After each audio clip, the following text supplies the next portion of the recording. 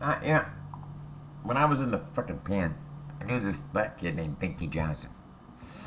All right. So I was a sewing machine mechanic slash tour attendant slash parts inventory clerk slash whatever they wanted me to do because I did all their work for them. All right. Anyhow, I had a pretty cool job. I worked there 10 years, the last job I had. Anyway, this guy's name on his ID card was Binky Johnson. So one day I asked him, I says, hey, Binky. He says, yeah. He says, can I ask you a personal question, man? I mean, I didn't know him that well, you know. And he says, yeah, sure. I says, do your parents use drugs? He says, yeah, they're paralyzed, both of them. I says, have you ever seen them fix? And he said, countless times, yeah, why? I says, what kind of a syringe did they use? Did they use the kind with a push-pull thing on it? Or did they use the kind with a baby nipple to squeeze it on?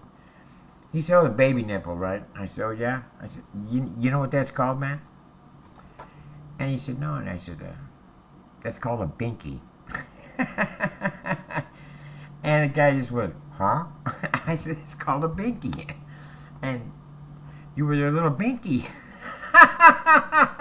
So anyhow, that being said, Bento and I are standing there laughing, and Binky walks off, right? Well, this dude comes up, and he says, hey, Preach, I need to check out a screwdriver. I said, all right. So I go in the tool room, I give him a screwdriver, put his tool kit on it. I get the screwdriver, come out and hand it to him. Well, they got this big paper cutter there for, what's the cut table? They cut patterns with it we made army shorts, all right? So the screw on, the handle weighs about 4 pounds, all right? It's probably 2.5 feet long, maybe 3 feet long. It's long, and it's got a big sharp blade on it. Well, it's only held on by one screw, but they just never gave it much thought. It's a paper cutter, right? So he goes over to the paper cutter and he says, hey, keep pointing for me, bro. Sure. And he unloosens the screw on the paper cutter and he sticks the screwdriver in his back pocket. He lays the screw down. He takes that fucking blade off there, and that fucker's heavy. I mean, it's a good heavy. And he kind of walks down the wall of the factory. There's guys lined up in lines sewing these army shorts. And you get paid piecework, so the guys are really into what they're doing. They're just that. And I tell Beto, I go, watch this, dog. So the guy goes down the wall all the way to the end, like there, and the last row of guys sewing right there, there's the head of the DWB sitting there sewing. Now, at this time, the brand was at war with the DWB, all right? It was just starting.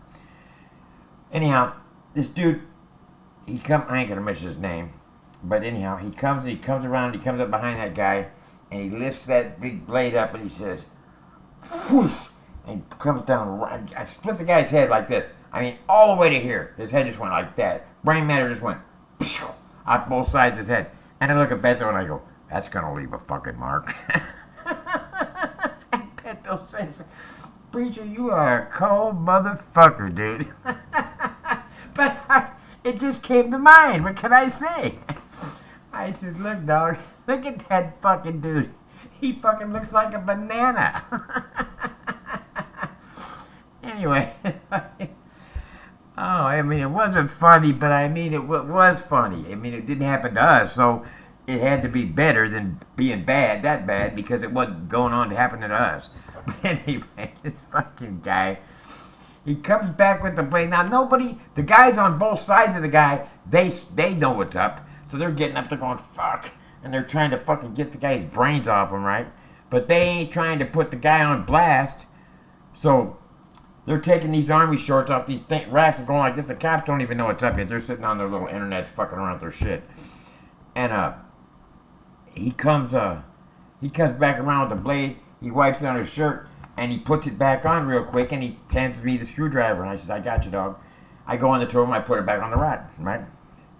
Well, finally, the camera, somebody in control or something in the camera. This guy just got blood squirting straight the fuck up. People are starting to move out of the way. There's commotion going on. Cops go over there. They go, oh, fuck. What the fuck? Anyhow, so, needless to say, they welded the fucking blade onto. They welded the screw. All they had to do is just put a spot weld on it in the beginning. that shit would have never fucking happened. All right. But that was one of the major events that started the war between those two tips. And but man, what a fucking sight! Now, I never seen somebody. His head just went like this, just split open like that. All the way to here. I mean, his head just went. That was and we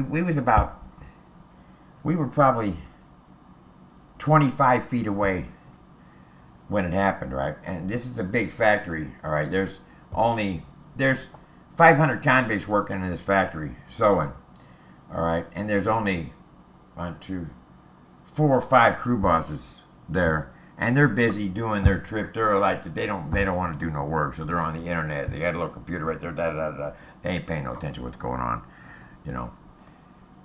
But anyway, that was just one of them. That was one of the more gruesome murders I've seen. But from where we were standing, it sounded like, now there's all these sewing machines were going, so it was a noisy place going on. But we were standing far away where we could hear it kind of sounded like a ball bat hitting a watermelon. All right, that's the kind of squinch it made.